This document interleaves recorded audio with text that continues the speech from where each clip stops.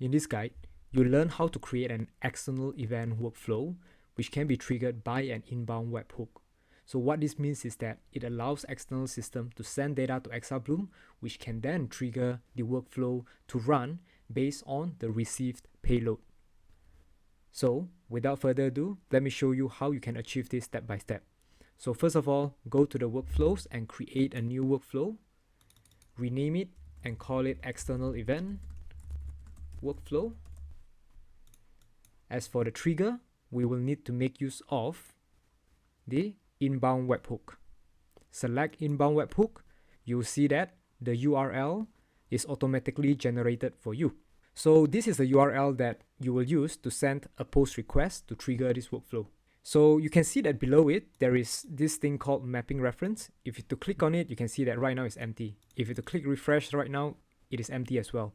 This is basically the list of data that is being received by this workflow via this inbound webhook. The first thing that we need to do is to copy, make sure that you copy this URL and go to, perhaps if you are using a Postman, you can send a request to this workflow. So I'm going to open up my Postman right now. So this is what the Postman looks like in my desktop. So if you do not have a Postman, you can follow the guide right below. It will provide you with a link to download Postman. Okay, so I'm going to create an empty collections.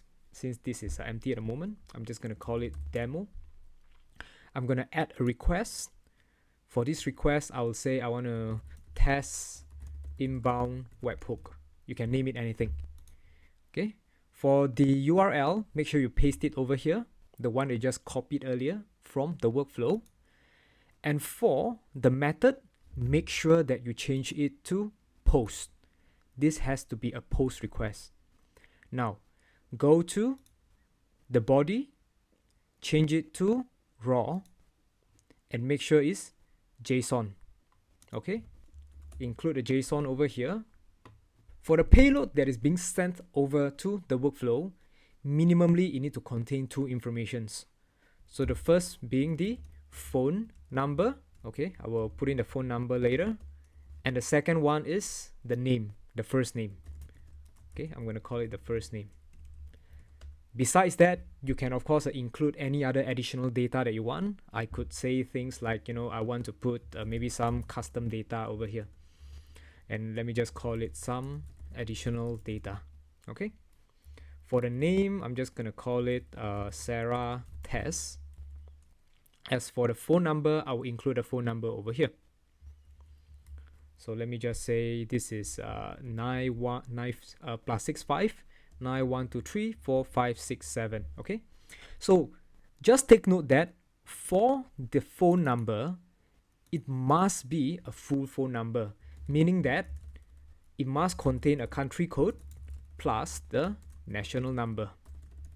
Okay, so in this particular case, the country code for Singapore is 65 and the national number is 9123 4567. And of course, this is a dummy number. It will probably not go through, but you get a key idea. For the phone field, make sure you put in the full phone number, which is a combination of country code and national number. All right, let's remove this. So once we are done, you can click on send.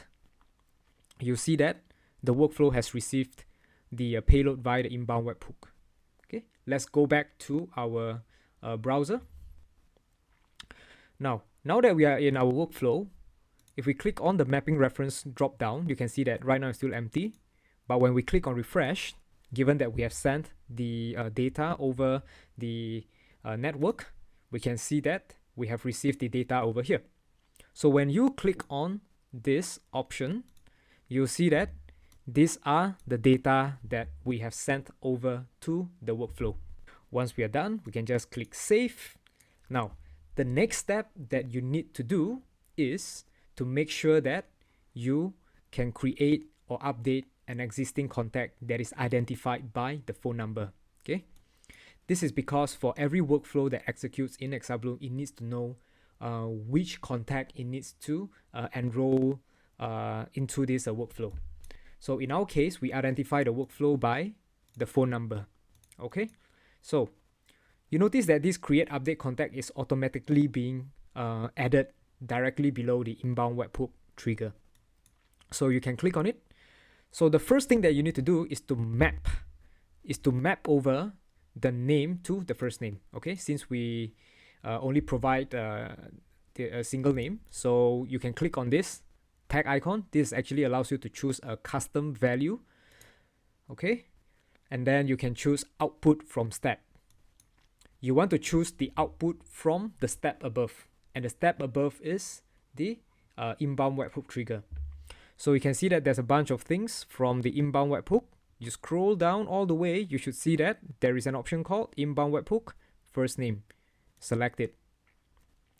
Now, for the phone number, we'll need to map it over as well. Okay, make sure you click on this map field checkbox, click on it, and now you have the options to select from the value from the output from the step above. Again, same thing, scroll down and look for a phone. Okay, of course, if you have other information, things like email, you can map it over as well, and you can add additional field if you need to. But in this example, we're just going to stick with the phone number and the first name. Take note that right now we have set it in such a way that the primary identifier is a phone, okay? So which is why we need a phone over here. It is mandatory. Once we are done, just click save. So this means that whenever you send a post request that contains the phone number and this name, the first thing that the system will do is to check whether a contact actually exists using this phone number. If it doesn't exist, it will just create a new contact based on the name that you provided over here and the phone number that you provided over here. Okay, so now that you have managed to send a post request to this workflow, the next thing that we would like to do is to add an action to the workflow, right? Just to demonstrate that this workflow can actually be triggered when you send a post request. So below this create update contact actions, we will add another action called send WhatsApp. So you click on this plus button and you choose send WhatsApp. So what is the message that we like to send? We like to say hi. We add a custom value, choose the output from step. We will choose we will choose the custom value from a contact instead, because if it reaches this particular action, it should know which contact, which is the contact that has already been enrolled into this workflow. So in this case, we'll choose contact and we'll choose the first name. Okay, so hi, first name. Thank you for reaching out. We are excited to have you here. Okay, then we put a smiley face. Okay, once done, just click save. And we probably want to add another action called create lead if you want to. Okay, so click on create lead. So this is create lead. For the title, is by default, it is based on the contact name. And for the stage, we can choose, let's say I put it under sales new, right? I put it under sales new.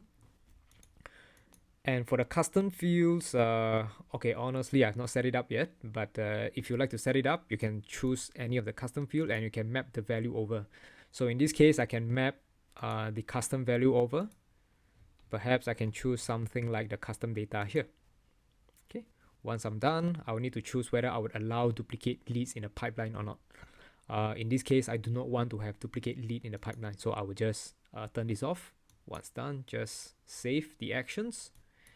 And once I'm happy with this, I will click on this to change it from drafted to published. All right, once I'm done, just click save. All right, so the next thing that I would like to do is I will click on the logs. This one will show me which are the contact that has entered this workflow. All right, now what I'd like to do now is to send the post request again, and this time round, given that the workflow has already been published, it should show the workflow that has entered this. It should show the contact that has entered this workflow.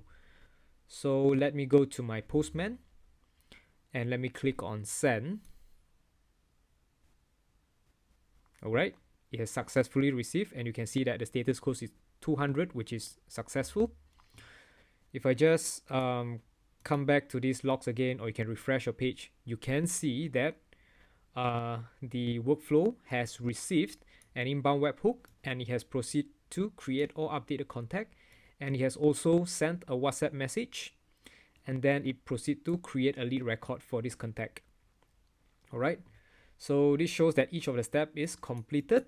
And if we would like to verify it, we will have to go to let's say contacts page. Let's go to contacts page and search for Sarah Test. In my case, it's Sarah Test. In your case, it could be different. I'll go to contacts.